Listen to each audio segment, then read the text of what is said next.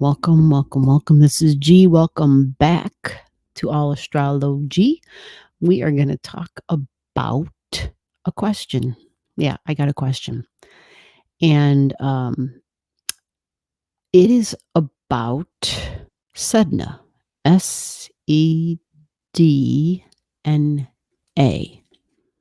All right. So the question is from a viewer. Got a message, got a question, was watching a video and asked me to look something up in their chart. Said, "Hey, do I have something near this in this eclipse or whatever the event was?" And I said, "Oh my, you have Sedna right there." And I said, "Wow, that's kind of fascinating to me because you have Sedna next to your north node, and this is in your natal chart. So that's there all the time. It doesn't change. That's just like that for you." And so my response to them, well, that looks to me because the north node in your chart is like where you're headed, right? What you're doing for your future. So I said, it looks like your future this is Taffy laying down right here with us, just so you know, there's cat hair everywhere. But she said, I said, it looks like your future involves you rocking the boat. And so the subscriber then asked me, rocking the boat, what exactly, what does that mean exactly?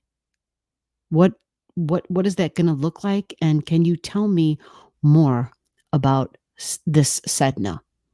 I'm really curious and I want to know. And so I thought, well, let's spend a little bit of time talking about Sedna because I don't know a whole lot about her. I know the story. It's a really short story. When you read it on the software for the astrology thing, it just says it's an Inuit goddess who's been betrayed by her father and her brother. And I'm like, okay. So, that's like all they say, right? But they also, I'm going to read what they say here in the software. And then we'll do like the backstory on it because I think understanding the backstory helps. Because if you're someone where you're like, I don't feel like I've been betrayed, I don't understand this. Like, where is this coming from? Right. It could be confusing. It could be like, well, what the hell does Sedna have to do with what's going on in my life right now? Right. Yeah. So we'll go back and we'll read some of the myth. We'll dig a little deeper into the myth to understand it. And we'll also go over when Sedna was discovered and some of the other characteristics and traits about Sedna, which, believe it or not, wow, it's really powerful. And what does Sedna have to do with Scorpio and Pluto?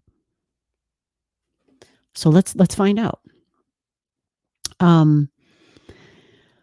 So I'm going to start off by just reading in the basic meaning in the software. Okay. And let me see here if I can find it. Taffy is just being a little bad butt right now. She wants both hands on her. And I can't give her both hands because I need one of my hands for me.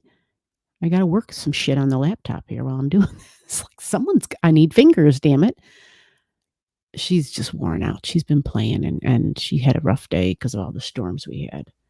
Yeah, she's happy right now. Okay, so here we go. The definition that they give for Sedna, Sedna, a planet-like body located in the coldest known region of our solar system. She was named after the Inuit goddess of the sea who resides in the Arctic underworld and rules over all marine life. Her myth tells of her betrayal by both her father and her husband. Oh, I said brother, my bad. See, this is why we need to read these things so that we keep the shit straight. By both her father and her husband, and the anger that she feels from that. And it is that anger which causes violent storms and turbulent seas. Sedna describes where you have the potential to feel powerless. However, she also shows you where you can overcome these feelings and play your part in taking care of the planet and humanity. So there's definitely an altruistic spin. The higher the higher definitions of Sedna, of the higher meaning, the higher energies. And I was kind of mystified as to like, how did they get that spin? Like, where are they getting that from? Did they just want to make the story that sounded treacherous into something good? And did they just throw that on there? And I couldn't figure it out. And so that made me curious, Um, and there's nothing wrong with a positive spin on things, but it shouldn't just be a spin. Like we should be able to connect some logical dots and say, does this make sense? And so I think that's important. For me, it is. And so Sedna, I'll start off by explaining that Sedna was discovered, just so that we all know. Let me get over there really quick. Oh my God, I got the wrong one up. I believe it was in 2003. 2003. And it was November 14th or 15th. Right. Interesting, right? So if you know anything about the zodiac or in astrology, November 14th, November 15th, that's in Scorpio energy. Okay. Right? So that right there is kind of fascinating. And then I also read up a little bit where it talks about Sedna, the way the planet itself looks. It's fascinating because they compare Sedna as one of the furthest planets. You already heard me read that. One of the furthest planets out. So they refer to it as being a mystery because it's so far away. It's considered like trans-Neptunian because it's so far. It's the most furthest object that we are aware of that orbits our sun, right? And it's 3 times farther from the Earth than Pluto. 3 times further from the Earth than Pluto, and is 3/4 of the size of Pluto. So it's almost as big as Pluto. It's 75% of Pluto's size. Okay. Now, the other thing is that they say that Sedna is interesting in the color, right? Very interesting. Um, they believe that Sedna has a red color to it. Red color, which is fascinating because Mars is considered the reddest object in the solar system. Mars. So this Sedna would be considered the second reddest object in the solar system. Okay. So it's 3/4 of the size of Pluto. It was discovered. Oh my God, what's with my words? It was discovered November 14th. Could have been the 15th, but either way, we know that's in the sign of Scorpio. And it is red like Mars in appearance. Now, we also know it's icy.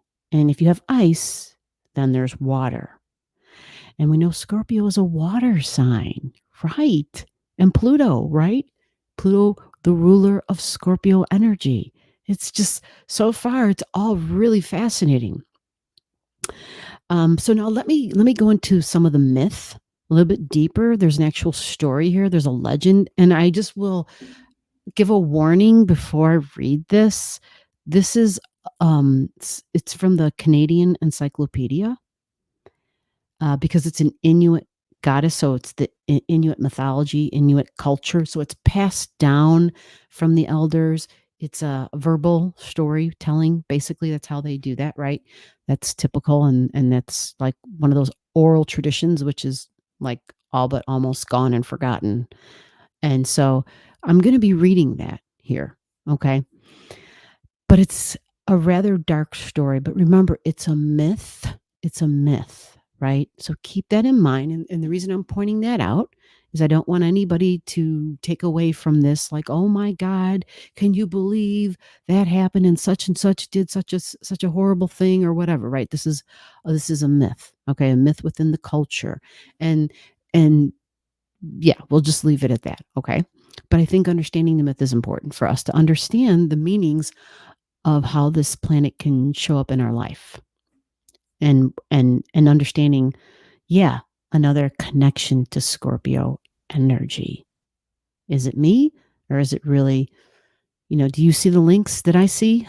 Do you see the themes that I'm talking about, that you hear me talk about? All right, so here we go. This is a little bit of a story. So, the legend of the sea goddess, known by various different names, it is the most widespread of the Inuit myths. So, one version is that some time ago, during a violent blizzard, a handsome young stranger enters a family igloo wearing a necklace with two large canine teeth.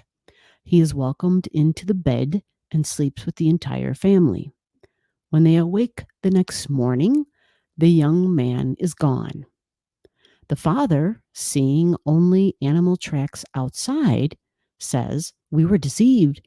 That must have been my lead dog disguised as a man."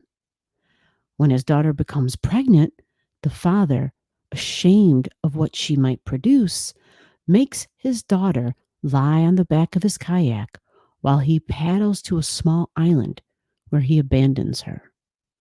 In some versions of the myth, her lover changes into a bird and flies her to the island. Alone on the island, the girl receives tender pieces of meat from the lead dog, who swam out to provide for her. She gives birth to 6 young. 3 are Inuit children, but the other 3 have bigger ears and have snout-like noses. The young mother sews seal skins into one large, where did I go? Into one large slipper. He places the 3 strange children inside and pushes them off the island toward the south, calling out, "You shall be good at making weapons." She calls out in her native tongue, and I'm not even going to try. But in parentheses, "You shall be good at making weapons."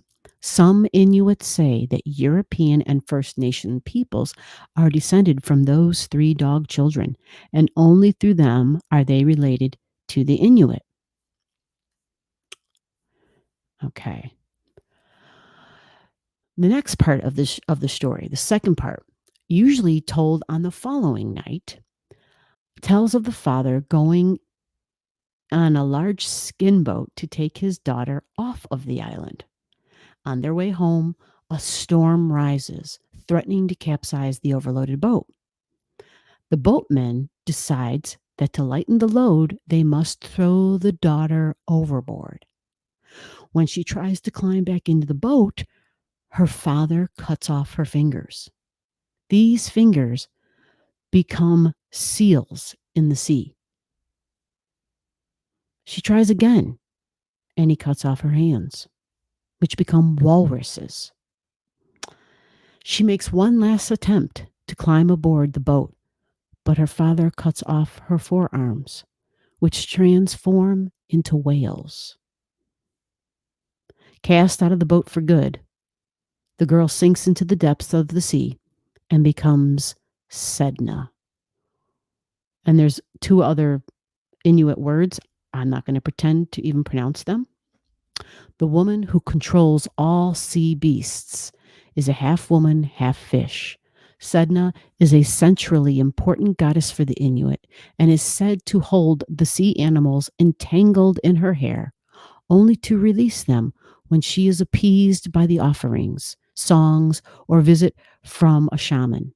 Many songs are sung to this powerful goddess, and in new seasons, pieces of liver of the first killed sea mammal are returned to the waters, imploring Sedna to release her bounty to the human hunters so that they might feed their families. The shaman may visit Sedna in a trance, where he hears of her taboos and disrespect inflicted on her by the people, and soothes her by combing her hair with a bone comb. So, yeah, lighting. So that is Sedna's tragic myth. I mean, wow. It sounds like her wound and all that she endured is basically because, I don't want to say just because she was female, but women are the ones who can be impregnated and have babies.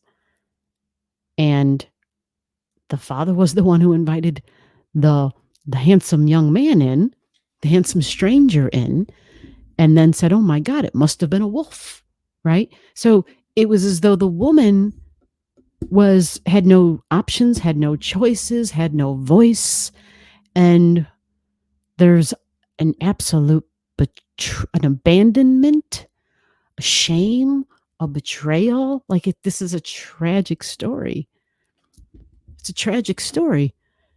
But then Sedna somehow is revered, but she's in these icy waters. And so when we take all of that and we think about the visual similarities to Mars when the planet was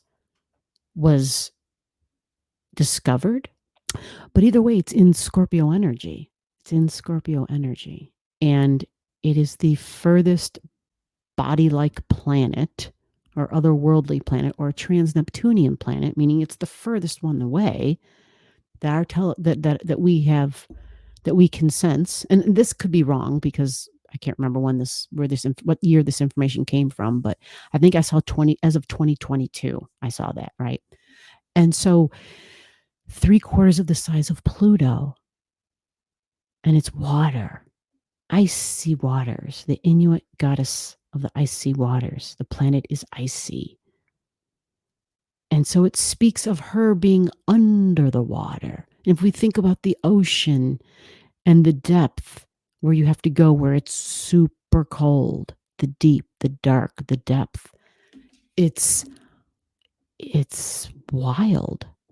It's wild that because it never occurred to me until I read all these other facts, until I read the discovery, until I read the full story of the myth. And though I know there's other myths of her story, other versions of it, because it's an oral tradition, right? And so there are some details that change. But the overall story of the betrayal, of the shame, of the abandonment, of the yeah. What about what happened before the shame? You're all together in the bed and your daughter wakes up and sometime later your daughter is pregnant. Holy crap, that means you welcomed a stranger into your home that had relations with your daughter. Holy crap. What would you call that? Yeah, we know what we would call that. Absolutely. Like your daughter was raped by a stranger that you allowed into your home for the night. Holy crap. Like, let's not overlook that piece there. So it's like, holy tragedy. Tragic, right? And then what happens when she's in the boat? Oh my God. Or when she's trying to get in the boat even, right? But when she's originally in the boat, Dad comes to get her and then it's like, oh, the boat's too heavy. Oh, we'll dump her overboard, get rid of her. Her ass is too big. Like, we need to lose some weight. Like, holy shit. What the hell else can this person go through? Oh my God. So there's turbulent waters because she's in the ocean and she's angry from all the horrible shit she's been through. So the thing about Sedna and connecting it to the Scorpio and the tragic and the turbulent, because there's this deep buried stuff that's got a lot of layers to it, a lot of tragic stuff, and it involves people, blood bonds. It involves, physical intimacy or well, however you want to call that. I don't want to call that intimacy, but it involves that piece. And then the betrayal and the vulnerabilities and the hurts.